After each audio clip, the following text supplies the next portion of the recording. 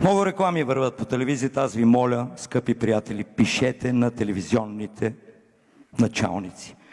Някои реклами да ги дават след 12 вечерта, не когато вечеряме. Повече се смеят, всички сте го преживели. Прибирам се рядко, 20 часа. Телевизорът работи. За жалост не съм го изключил. И чувам реклама. Имате запек! Отвърнах веднага, нямам. Имате, сякаш ме чух. И мога да намерите лекарства по всички наши аптеки. Те са проверени от 12 до 14. Сменям канал. Нитроглицерин. За вашия анален комфорт. Минавам на друга реклама. Мъж с кавлия изкача и казва същия хотел. Същата жена. Но цените различни.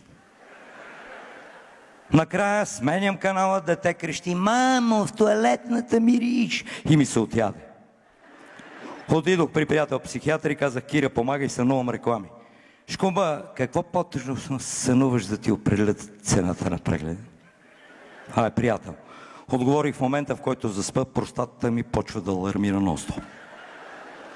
Сънувам, жена ми 24 часа не смее да излезе от тоалетната, защото не е пила уринал.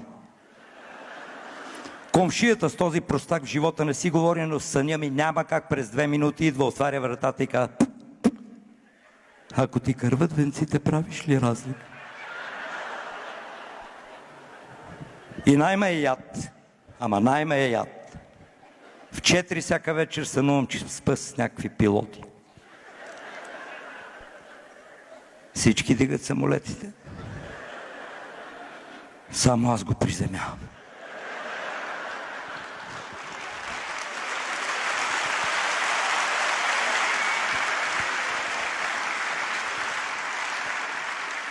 Споделих го с баба Гюрга, тя ми е съседка на 92, даже веднъж пред хората му щипа и каза: Тоджарче, да ми беше паднал преди 70 години. Разказах на баба Гюрга, тя отвърна: Тоджарче, не съка хари баба, щом веднъж си го приземил. Преди години сигурно веднъж си го вдигнал.